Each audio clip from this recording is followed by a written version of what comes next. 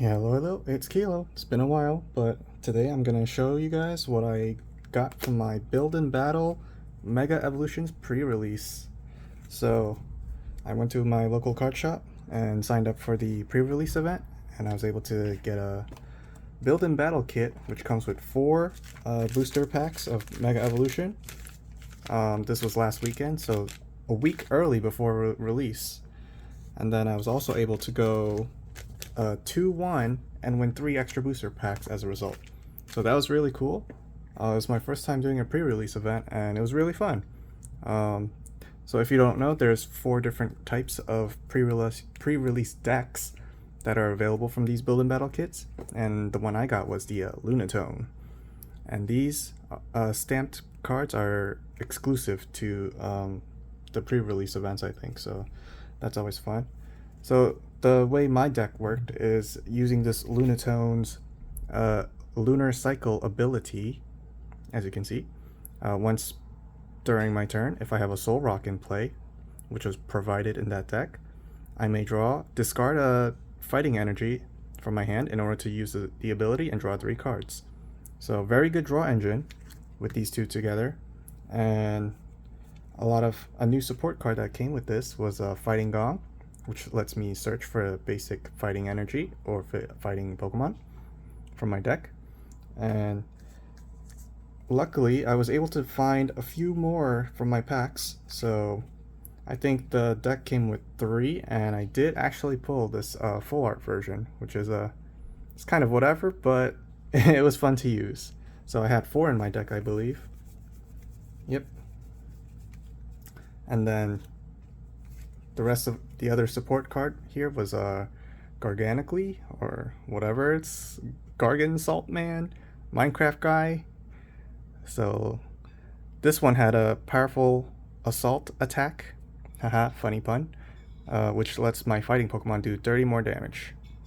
And I believe this ability stacks, because there's nothing that says this ability doesn't stack. So I did manage to draft a few extra in here as well, if you've seen. Looks like I scratched my sleeve, but that's okay. I'll replace those. So I found another one, and I think that was it. Yeah, I had 2, and I also got the Hariyama Makuhita, which came with the deck, which this kind of acted as a free boss's orders. Heave Ho Catcher. So once during my turn, when I play this Pokemon, I can then switch in one of my opponent's bench Pokemon to the active spot. So it's basically as a boss's order for free, if you have a Makuhita. And combined with Fighting Gong, you can easily find that, right? So that was the general strategy of my deck. It was pretty fun. Just having Lunatone and Soul Rock out was pretty fun, because you get to draw every turn, 4 cards every turn basically, including your draw for turn. And with Soul Rock, as long as you have a Lunatone on your bench, you get to do 70 damage. And the fun thing with this is that it's pretty easy to set up on your first turn, Soul Rock and Lunatone. So if I went second, there were a few games where I just won on turn 2, or my first turn if I went second, because the opponent only had 1 active, and I was able to knock them out on the first turn. So it's a little broken that way, but I guess that's the way some of these decks work. So it was fun. I highly recommend trying it out yourself if you've never tried it. I didn't know what to expect, but I had a good time. And these were 40 card decks, so the matches went by pretty quickly. So I did, before I show you that, let's go through some of the commons I pulled. Got a big stack of commons, so we'll go through them real quickly. It's very exciting to open a release before it's actually released, right? So that's cool. So this is one of the other cards that was part of the pre-release, pre-constructed decks, the Inteleon, with the 1 water energy bring down attack, which lets you knock out any Pokemon except this one that has the least amount of HP remaining.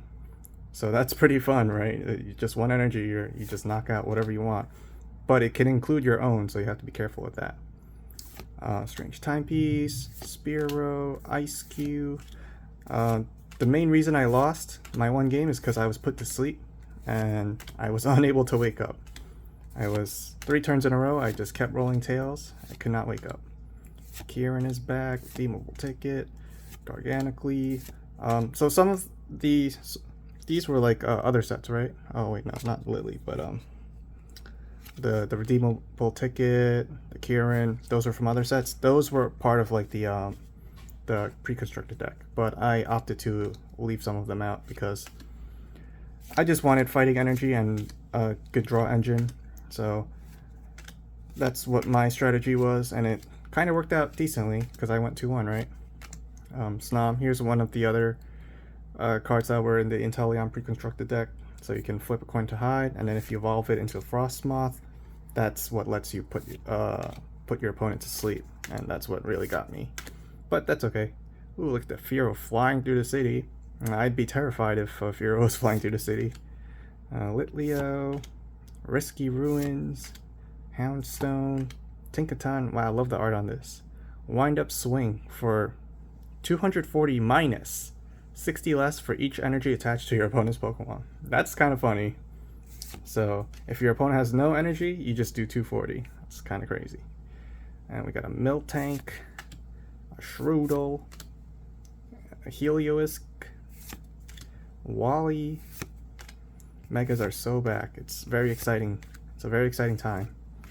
So those are the commons I got, commons and uncommons, and here are the holo cards I got.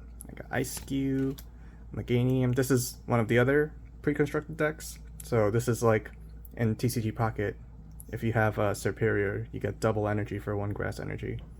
So that's pretty cool. Pyroar, Magneton, Shedinja. The last one of the pre-constructed decks was Alakazam, which was also kind of fun. Basically, you got to attack and do damage based on how many Pokemon you had in hand. So the strategy around that was just drawing as many cards as you can using Kadabra and Alakazam, which lets you draw from their ability and do tons of damage. And there's no Iono available in this set, so you don't have to worry about having all your drawn cards get put back into the deck. So those were all the stuff that I got. Let's open one last pack that I saved for you guys. I did not get anything crazy, as you can see. Actually, I did get one thing. Let me show you real quick. So this was the top chase, or my top hit from my 7 packs. Mega Obama Snow EX. Pretty cool artwork with the little shattered glass effect going on. Unfortunately, the card kind of doesn't seem too crazy for a Mega Evolution Pokemon. 100x for discarding the top 6 cards of your deck, and for every water energy you do 100, but you're discarding 6 cards, so that's kind of not good, and also you don't know what you're going to get, right? So it's a little inconsistent there. And then the other attack is Frost Barrier for 200, which is just 200, 3 energy, and you take 30 less damage, which, I don't know.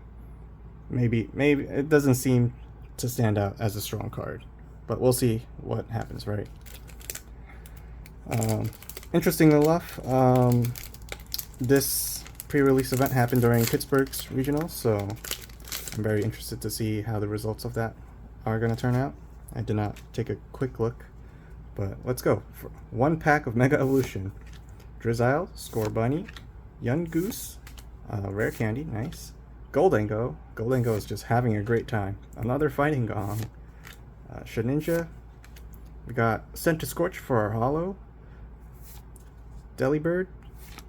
Oh, and a Mega Lucario EX. Nice. Look at that. Now this might be a meta card. So cool. So in my 7 packs, it looks like I got 2 Mega Evolution cards. That's cool. And they changed up the code cards. I don't know why they're green now, but they're green. We're going green, guys. And we have a little Pikachu TCG Live in the back. Wow, that's cool. And I guess I'll also mention that the holo pattern is different now since this is a new set. Unlike Scarlet and Violet, where we had like the patterns of the energies on the reverse holos, now it's just clean, basic, simple. Keep it simple, right? Alright, so let me know what you guys think about Mega Evolutions. I will probably open a booster box, hopefully, this weekend and post that whenever. And until next time, take care of yourself. Bye.